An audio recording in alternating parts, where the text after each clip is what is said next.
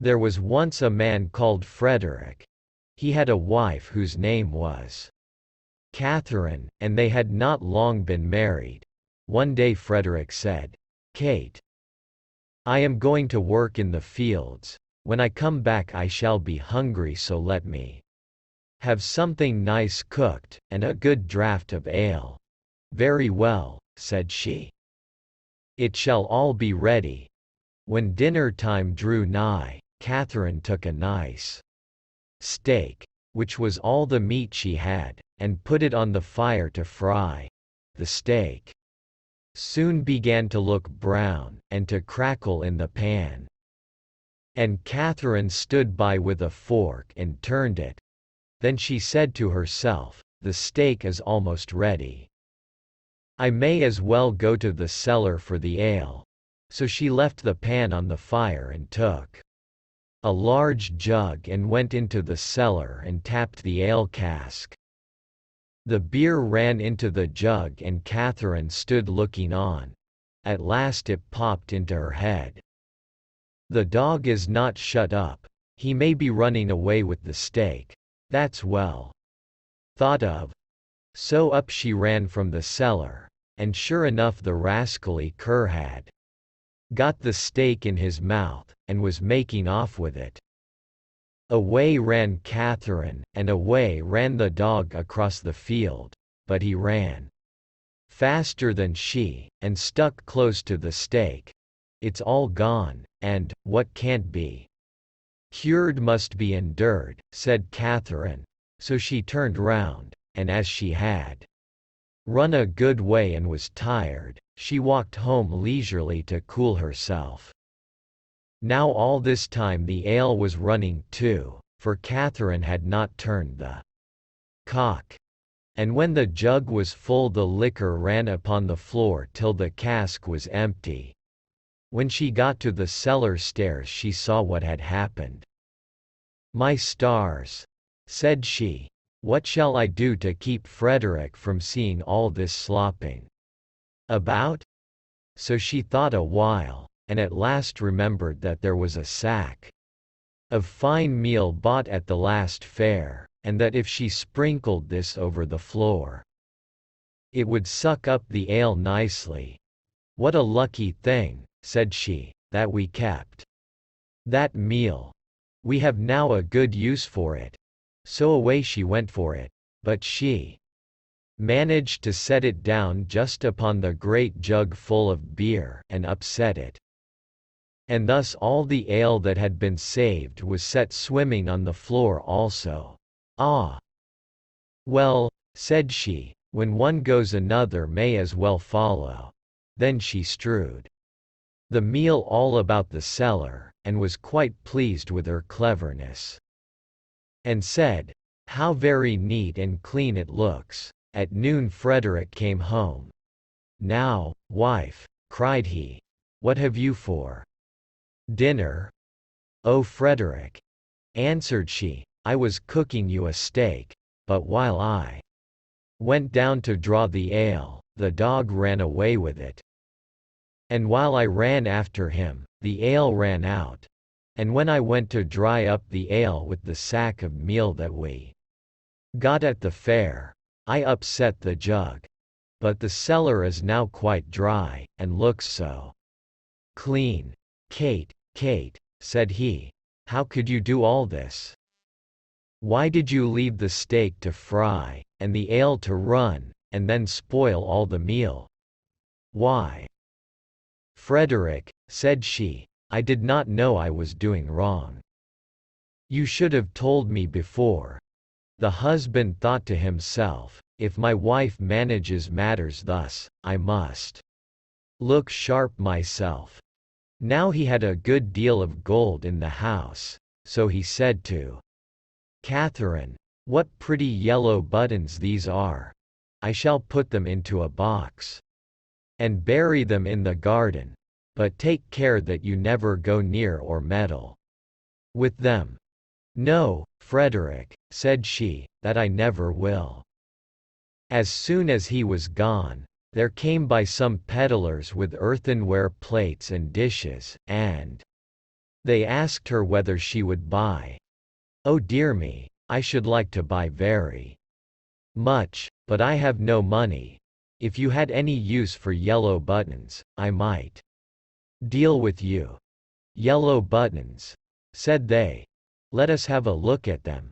Go into the garden and dig where I tell you, and you will find the yellow buttons." "I dare not go myself." So the rogues went, and when they found what these yellow buttons were, they took them all away, and left her plenty of plates and dishes. Then she set them all about the house for a show, and when Frederick came back, he cried out, "Kate, what have you been doing?" "See," said she, "I have bought all these with your yellow buttons. But I did not touch them myself. The peddlers went themselves and dug them up." "Wife, wife," said Frederick, "what a pretty piece of work you have made. Those yellow buttons were all my money. How came you to do such a thing?" "Why," answered she, "I did not know there was any harm in it. You should have told me." Catherine stood musing for a while, and at last said to her husband, "Hark ye, Frederick, we will soon get the gold back. Let us run after the thieves." "Well, we will try," answered he, "but take some butter and cheese with you, that we may have something to eat by the way." "Very well," said she, and they set out. And as Frederick walked the fastest, he left his wife some way behind. "It does not matter," thought she. "When we turn back, I shall be so much nearer home than he." Presently she came to the top of a hill, down the side of which there was a road so narrow that the cart wheels always chafed the trees on each side as they passed. "Ah, see now," said she, "how they have bruised and wounded those poor trees, they will never get well." So she took pity on them, and made use of the butter to grease them all, so that the wheels might not hurt them so much. While she was doing this kind office, one of her cheeses fell out of the basket, and rolled down the hill. Catherine looked, but could not see where it had gone. So she said, "Well, I suppose the other will go the same way and find you. He has younger legs than I have." Then she rolled the other cheese after it. And away it went, nobody knows where, down the hill. But she said she supposed that they knew the road, and would follow her, and she could not stay there all day waiting for them. At last she overtook Frederick, who desired her to give him something to eat.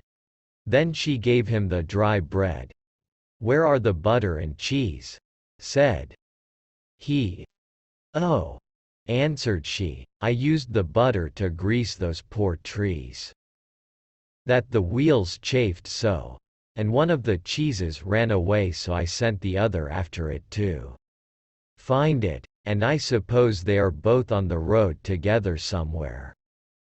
"What a goose you are to do such silly things," said the husband. "How can you say so?" said she. "I am sure you never told me not."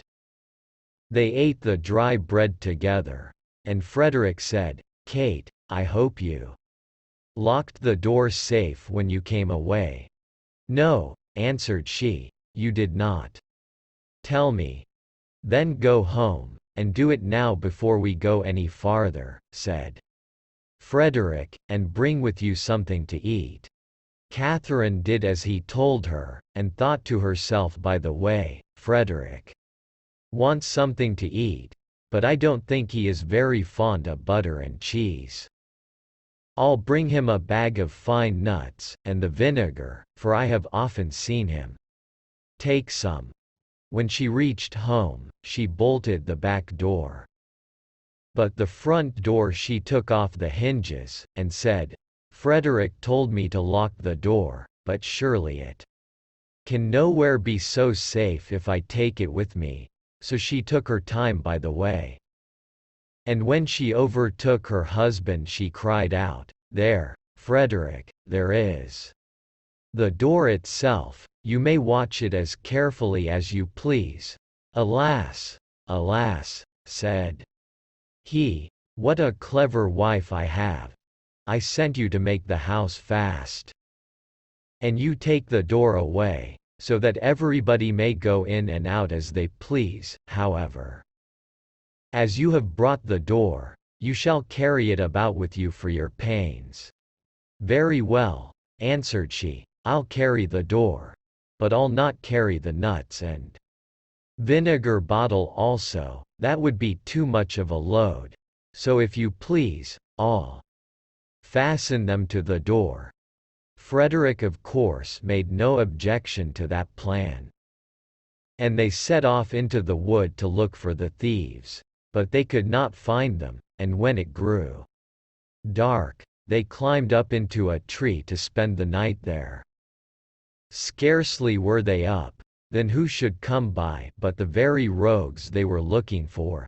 They were in truth great rascals, and belonged to that class of people who find things before they are lost. They were tired, so they sat down and made a fire under the very tree where Frederick and Catherine were. Frederick slipped down on the other side, and picked up some stones. Then he climbed up again, and tried to hit the thieves on the head with them.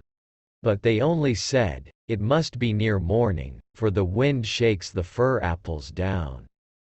Catherine, who had the door on her shoulder, began to be very tired, but she thought it was the nuts upon it that were so heavy. So she said softly, "Frederick, I must let the nuts go." "No," answered he, "not now, they will discover us." "I can't help that, they must go." "Well, then, make haste and throw them down, if you will." Then away rattled the nuts down among the boughs, and one of the thieves cried, "Bless me, it is hailing." A little while after, Catherine thought the door was still very heavy, so she whispered to Frederick, "I must throw the vinegar down." "Pray don't," answered he, "it will discover us." "I can't help that," said she, "go it must." So she poured all the vinegar down, and the thieves said, "What a heavy dew there is." At last it popped into Catherine's head that it was the door itself that was so heavy all the time. So she whispered, "Frederick, I must throw the door down soon." But he begged and prayed her not to do so, for he was sure it would betray them. "Here goes, however," said she, and down went the door with such a clatter upon the thieves, that they cried out, "Murder!" and not knowing what was coming, ran away as fast as they could, and left all the gold. So when Frederick and Catherine came down, there they found all their money safe and sound.